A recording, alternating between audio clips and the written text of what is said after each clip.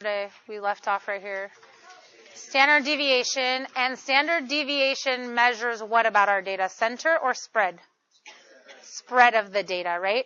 Because it's measuring based on the center, using the mean as the center, how far each piece of data was from that, so it'll give you an idea of how spread out things were. But we didn't really get good context for why we would use standard deviation, okay? So one way is that if I collected, like let's say I got shoe sizes from female students at school and shoe sizes from male students at school, okay? And then the female shoe sizes had a standard deviation of 1, and the male shoe sizes had a standard deviation of 2, okay? So what that tells you in comparison is that females had a less variation in sizes than males because their standard deviation was a higher number, okay? Meaning there was more sizes that were further away from the mean, okay? Now, to determine if something is unusual or not, we also use standard deviations. Like if you're 5 standard deviations away from the mean, okay, that's like very rare, okay? And so we're using it to understand how rare something is or to compare two things and how spread out they are compared to each other, all right? So we had this crazy formula, but then we saw the calculator can do this calculation for us, and we just have to understand which things on the calculator represent that. So then what I want you guys to do in your groups is take a minute and look at these. So it says each of the distributions below is a normal distribution with the same mean but a different standard deviation. So take 30 seconds, a minute in your group, and based on your observations from this, could you answer question, well, 1 and 2, and we've kind of discussed 1. What does standard deviation tell us about distribution? And then how does changing the standard deviation affect the normal curve? Why does it have this effect? Okay? Okay, so first question. In general, what does standard deviation tell us about the distribution? We've talked about this a lot. Brandon. Good, how spread out it is. Trying to give us some idea, some standardized idea of how spread out things are, okay? So number 2, after looking at these diagrams, how does changing the standard deviation affect the normal curve? Marcus. If it's a less standard deviation, the curve will be higher. Okay, good. So with the smaller standard deviation, we saw that the curve is higher because remember, these density curves, right, contain probabilities underneath them or areas underneath them where 100% of the data is contained underneath the curve, right? So if your data is not very spread out, think about if you had the same size of a data set for each of these things, okay? And you wanted to mark 100 pieces of the data, okay, underneath this curve. So it had 100% of the data. But it's not very spread out. Of course it's going to be higher because more of them are going to be in that area, right? Whereas when we make the standard deviation 1, which compared to 0.25 means that there's more spread with the data, then instead of all of the points being clumped together or lots of things being this same number here, you have the data more spread out between the different values, but there's still 100% of the data underneath the curve, okay? However, it's distributed differently, okay? It's more spread out. Is that all right with everybody? Yeah. Correct. Even if it wasn't a normal distribution, if you changed your standard deviation to have more spread, you would say the same kind of idea. But if it's not normal, you could have different numbers of peaks and stuff like that, different clumps and things like that. Okay? But it would have the same idea. Okay? You definitely, if you don't have as much data together in one area, your curve is going to be a little bit flatter because the data is being spread out throughout. All right. So same idea here. Okay? So the next question is, what does mean tell us about a distribution? Each of these distributions is a normal distribution with a different mean, but the same standard deviation. So take a minute in your group. Think about what does the mean tell us, and what does changing it do to the distribution? All right, so first question number 3, what does mean tell us about distribution? Marcus. Okay, good. So the mean is an average. It's a measure of center. So it's trying to tell you one of the pieces of where your data is centered, okay? How did changing the mean affect the normal curve? Connor? Make it irregular in some spots because they want to be in distributions like the middle of average. Right, so if you change the average, okay, it's going to change that average to a different spot. So depending on what changes, if only part of the data changes, it would cause different peaks in different areas. In this case, the data's basically, the standard deviation is staying the same, right? So the data's not spreading out anymore around the mean. But if the average shoe size was 6 and then 5 years later everybody got bigger or something and now the average shoe size was 8, all that data would be the same distribution but around 8. Okay, so you guys saw that the curve moved to a different place on our axis scale, right? But it didn't get any more spread out because we weren't changing any of the spread of the data, okay? So measure of center will give us a different number that our data is centered around. So physically we saw the graph move along the axis because those different numbers are marked in a different place. But with the same standard deviation, we see the same height and everything like that because there's no change in the spread of the data, okay? All right, so now that we know something about normal distribution, I want you guys in your groups to decide if you think each of these statements are true or false. All right. A normal distribution depends on the mean and standard deviation. Any volunteer to tell us what they picked and why? Brandon? The first one false. Okay, why do you think it's false? Because it does not depend on the mean and standard deviation. That's great. Wise words. All right, Natalie?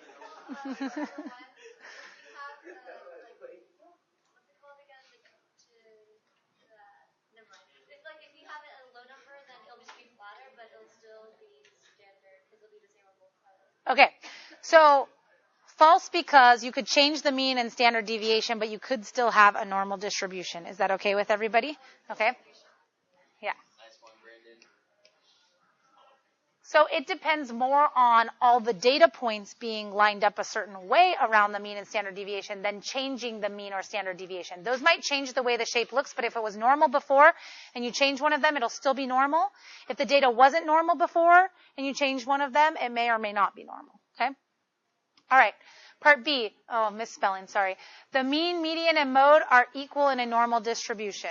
True or false, and what's your explanation? Rasmus? I say true because the median is the middle number, which is what the peak is anyway. Mm-hmm. The mean is the average, and since 50% of it is to the right, the average would be in the middle as well. And the mode would be where the most data occurs, and that would be at the top of the peak anyway. Nice job. Well said. So this is a true statement. This is what helps make a normal distribution normal. Okay? So the average is going to be just about the same as the middle. Because in order for the symmetry to happen, you have to have the same number of pieces of data here and the same number of pieces of data on the other side. But you also need it to be the average. The average wouldn't fall in that same spot if you had a bunch of higher pieces of data or a bunch of lower pieces of data. Okay, so both those things would happen. And then the mode, you guys saw the bar graphs underneath the curve. I think they help demonstrate that really well. If you want the curve to peak right there, and it's representing the curved shape of your data once you've plotted it on something, you need that middle place to be where most of the data is happening. So most of the data has to happen in the middle. The middle has to be symmetrical around each thing, so it would also be the median, and then we would need our average to turn out there as well. Okay, so that's what makes normal distributions kind of normal, is that they have that mean, median, and mode kind of all happening at exactly the same number. Now, I'll use exactly a little bit loosely. Depending on what we were studying, we would add a little allowance for that exactness. Okay. Part C, a normal distribution is bimodal. True or false, why or why not? Brandon? Normal distribution only has one mode. It can't have two. Good. Okay, so a normal distribution, the mode is going to be lined up with the median and mean and just has that one peak, okay, like a bell-shaped curve. To be bimodal means to have two different pieces of data that happened the same amount of times, which means you would have these two bars that happen the same amount of times, and they happened the most, which would cause two different peaks in your data and wouldn't follow that normal distribution curve, okay? All right, yes? They happen right next to each other under the top. Yeah, so some people, depending on what you're studying, would generalize that to still be like one normal curve like that, depending on how they grouped the data together. So it really depends on what you're studying and how significant those numbers are, okay, how you group them. In a normal distribution, 50% of the population is within one standard deviation of the mean. Conrad. Well, so we took 34 and some of 10%. Okay, so Conrad has been studying, right? Okay. So it's actually more than 50% that falls within one standard deviation if you're allowed to go in each direction. You didn't know this yet, okay? So this brings us to our next thing. If you have these distribution where things are normal, right, there's got to be something that they all kind of have in common. So people started studying these distributions, and they found out this rule that they call the empirical rule. So basically, this rule holds true. Oh, we'll come back to this one later and let you guys do that before you leave. This rule, this empirical rule, holds true for anything that's normally distributed. So what they said was, okay, so you get this bell curve. You have 100% of your data underneath the curve, okay? So you do these standard deviations. Well, if it's standardized and all these distributions are normal and your standard deviation depends on your data.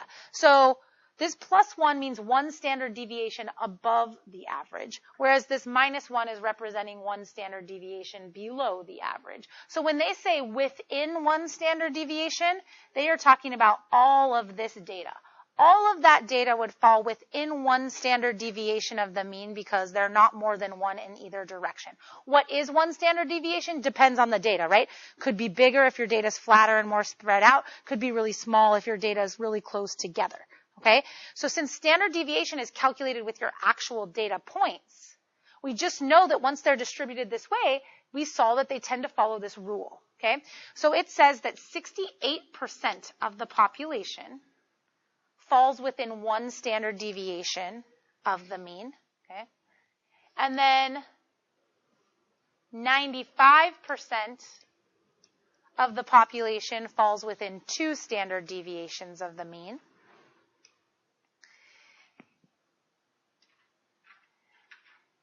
And 99.7% of the population falls within three standard deviations of the mean. Notice how close 99.7% is to being 100, but that we are very carefully not calling it 100. So all we've said is that underneath our curve is 100% of the data. How far these tail ends of the curve go, nobody really knows. Usually when you draw them, you kind of leave a gap there because you don't know how far out that piece of data is going to be. And yes, the piece of data is going to be really rare. Only 0.3% of the population are going to be past this third standard deviation here or past this third standard deviation here. Okay? And so those things would be really, really rare. Now, your homework is going to use the word unusual. Okay? Basically, we're going to kind of define 95% of the population to be usual. So in order to be classified as unusual, you would have to be more than two standard deviations away from the mean or the average. Does that make sense to everybody? Okay, now why this diagram is the way it is here is because we're going to do a lot of, well then, what's the probability that the person was above two standard deviations? Now the probability is the same as the percentage, right? We said the percentage of data underneath the curve is 100%. Or, if you were to pick a piece of data, there is a probability of 1 that it falls underneath the curve, right? So then what's the probability it falls at or above two standard deviations? Is whatever this much is of that 1 or of that 100%. So as a decimal, like a probability, but as a percentage, we would say, like 100% or 1, 50% or 0.5. Does that make sense to everybody? So we're going to be choosing different markers to decide how rare things are, what's the percentage of data that's at or above this. And so we don't just want to know the rule, we want to be able to break the rule up. So if I know 68% of the population fall within one standard deviation of the mean, and the key here is we can only do this with normal curves for this, because normal curves have symmetry, right? So what percent of the population falls within one standard deviation above the mean? 34, right? 68% of the population falls within one, but if I want them to be above the mean, I'm not talking about within one this way or this way. That's 68%. But if I want them specifically to be above, I'm only talking about this half of the symmetrical pieces that account for 68%. So this would be 34% of my data that falls 1 standard deviation above the average, and the other 34% will fall within 1 standard deviation below. Okay? Now, what percent of my data fall within 2 standard deviations above the average? Okay, within. So from here all the way to here is what I'm talking about. So 47.5, half of 95, that's this whole thing. Now, if I wanted to know what percent of the populations fall between 1 and 2 standard deviations above the mean, that's just this part right here. How would I figure that out? 47.5 minus 34, right? So that gives me 13.5, right?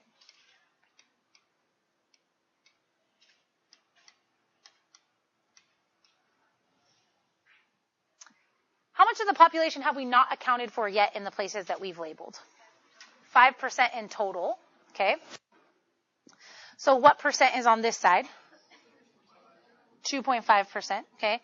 And 2.5% on this side, all right? However, how much of it is past this 3 standard deviation mark? So how much of the population falls completely beyond our 3 standard deviation limit? 0.3%, right? So 0.15% of them fall way out here, okay, way above our three standard deviations, and then the other 0.15% that make up that 0.3% fall way below our 3rd standard deviation, okay? All right, so you guys told me we hadn't accounted for 5% of the population yet, right? But then this accounts for 0.3% of that population, so we're missing 4.7%. Okay, which means like 2.35% fall in here and 2.35% fall in here. Yeah, Brandon. It's like that. We always leave a little bit of space because in real life, we don't have everybody's data all the time. So you could only technically end the curve if you had all of the data of the entire population. So like for the Gettysburg Address activity, if you plotted word length this way, you had all the data under the curve. You could then end the curve. It could touch the axis because you truly have 100% of the data.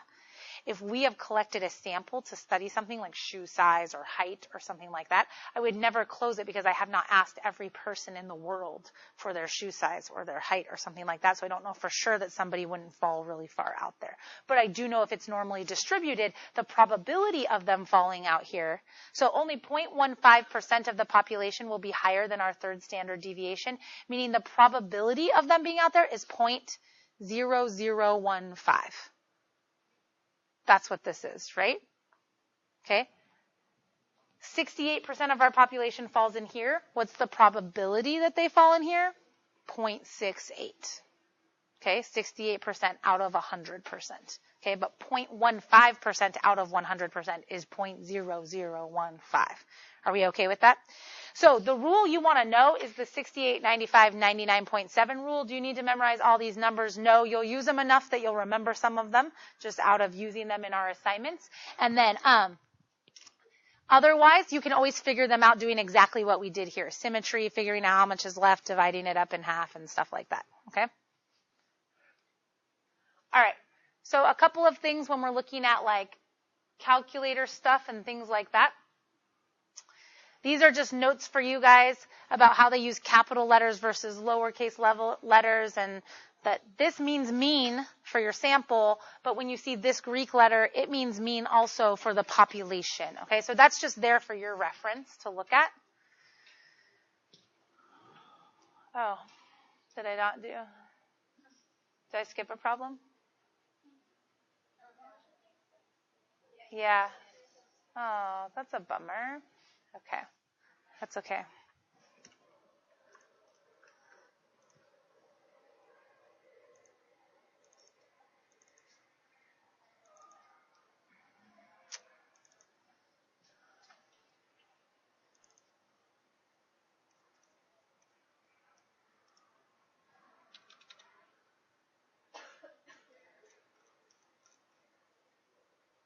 Okay. So number 6 says, For an English class, the average score on a research project was 82, and the standard deviation of the normally distributed scores was 5. Sketch a normal curve showing the project scores and 3 standard deviations from the mean. And then we're going to try and figure out what percent of the population fall between 72 and 82 points. So the curve here, I don't know what's going to do that. Oh, can I only write in that? Good. Okay.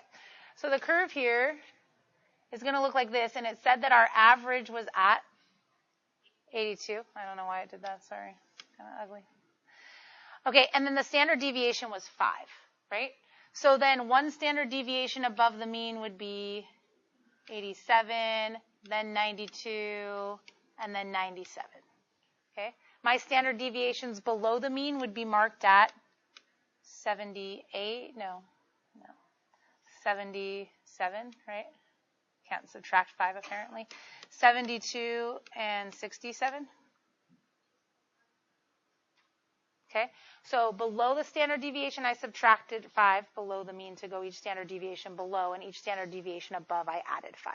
So this is what the curve would look like, and you could apply those numbers to the curve that we just drew before and have each percentage part marked in there.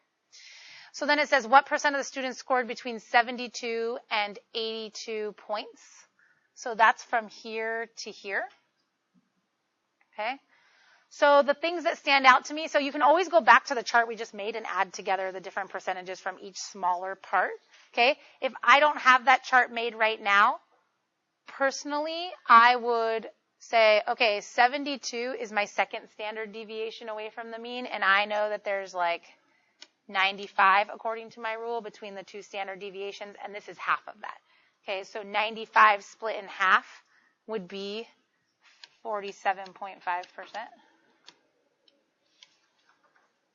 Okay. Mia, did you have a question? Yeah, it said you said that. Oh, yeah. I fixed it, but it doesn't look like I did, but I did. Okay. So is that okay with you guys? So all your questions are going to ask about those things in your homework tonight. And then the last question is going to ask you to take data and go find the mean and standard deviation. Do you have to do that by hand? No, you can use your calculator. Those of you that don't have a calculator at home, honestly, you can Google, like, find mean and standard deviation. There's a million like calculators online that will find it for you if you don't have a graphing calculator and need to figure that out. And you're going to fill in that information, and then you're going to sketch your own curve assuming it's normal with that mean and that standard deviation and answer these questions. So all the questions will be based on knowing this empirical rule and which percentage of the population in this normal distribution would fall in between there. Okay, Casey? For this one specifically, the graph would end because you can't really get a negative score on the assignment, right? Right. So like you could know that they were, so you can bring into real life, right, certain aspects and be like, okay, nobody got a negative score unless that teacher's really painfully horrible, right? A negative percentage. I don't know how that works on your stuff. Okay. Are we okay with this idea? Okay.